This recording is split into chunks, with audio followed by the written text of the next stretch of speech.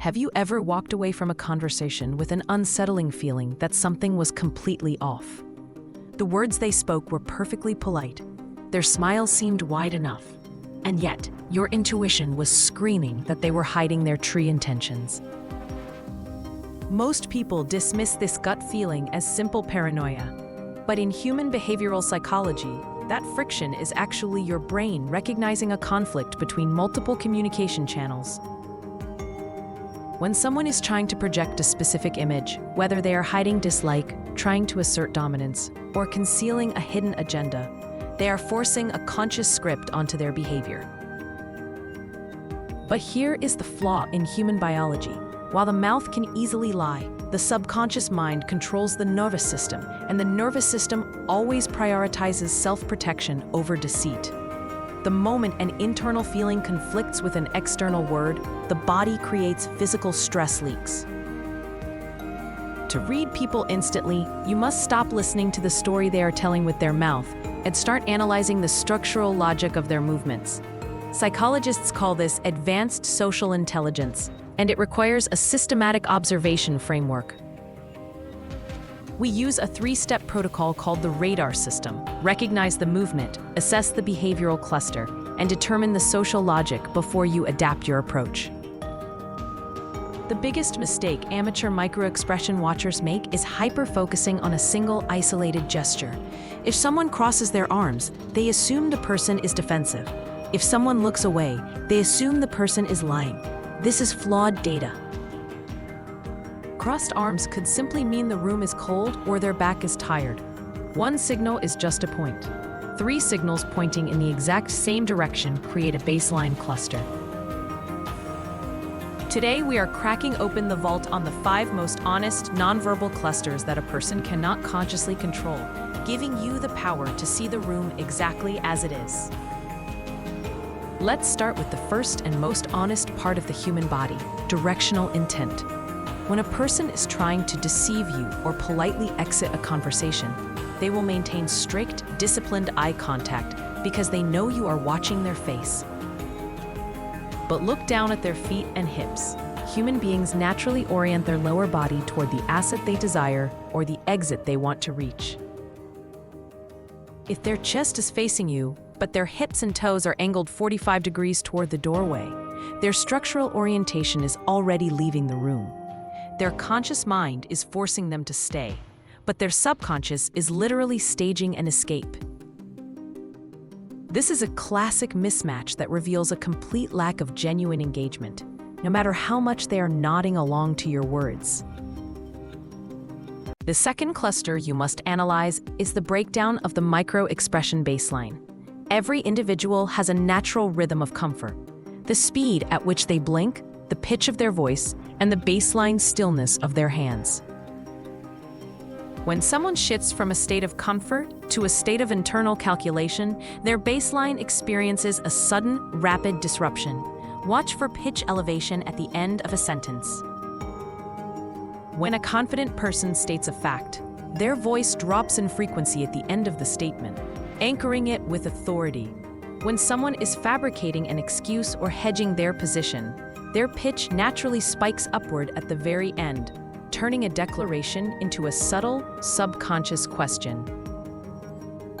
It is an internal plea for validation disguised as information. Along with vocal pitch, monitor their blinking patterns. A standard baseline is roughly 15 to 20 blinks per minute. The moment the brain experiences cognitive load, meaning it has to work harder to construct a false reality or suppress an emotion, the blink rate will either freeze completely as they hyper-focus on maintaining control, or it will rapidly spike immediately after they finish speaking to release the built-in stress. This brings us to the third critical cue, the mirroring malfunction. In natural social dynamics, when two people share a deep, authentic subconscious connection, their bodies will naturally enter a state of biological synchronization. They will unconsciously match each other's posture, lean in at the exact same angle, and mirror physical gestures within a few seconds of each other. This is the ultimate signal of rapport. However, when an individual is playing a calculated status game or attempting to maintain a protective barrier, this synchronization completely breaks down. If you lean back comfortably and place your hands openly on the table, and they instantly cross their limbs, shift their weight backward, or place an object, like a coffee mug or a laptop, directly between your line of sight, they are building a structural shield. They are explicitly telling you, through their spatial geometry, that they do not trust the environment and are actively withholding cooperation. High-status observers notice this defensive posturing instantly. Instead of pushing harder, they pause, let the silence settle, and watch how the opponent reacts to the removal of social pressure. Never ignore a structural shield. It is a clear warning that the person is prioritizing self-protection over open collaboration.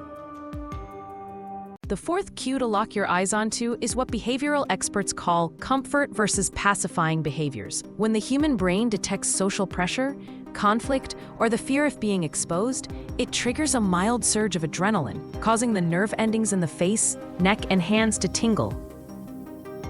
To soothe this physical discomfort, the individual will perform unconscious pacifying actions. Watch for subtle collar adjustments, touching the hollow of the throat, rubbing the back of the neck, or running fingers through their hair. In human logic, these are primal grooming behaviors designed to lower the heart rate under duress. If someone performs a pacifying behavior immediately after you ask a direct, targeted question, it is a glaring red flag. They aren't adjusting their clothes because of a fashion mistake. They are physically self-soothing because your query disrupted their emotional stability. Finally, the fifth and most advanced cue is distancing language and verbal qualifiers. When people want to separate themselves from a lie or an uncomfortable reality, their vocabulary shifts automatically. Instead of saying, "I didn't complete that report," they will shift ownership entirely and say, "The timeline for that project became highly problematic." They trade active verbs for passive structural descriptions to remove their personal identity from the event. They will also layer their speech with qualifiers, like "to be completely honest," "frankly," or "to the best of my knowledge." If someone has to explicitly state that they are being honest, it implies that their standard operating procedure is the exact opposite. Genuine truth does not require a warning label. By taking control of your social space, you stop being a passive recipient of the scripts people hand you. You begin to read the room through the absolute lens of behavioral logic, seeing the hidden power plays, the masked vulnerabilities, and the unspoken intentions clear as day.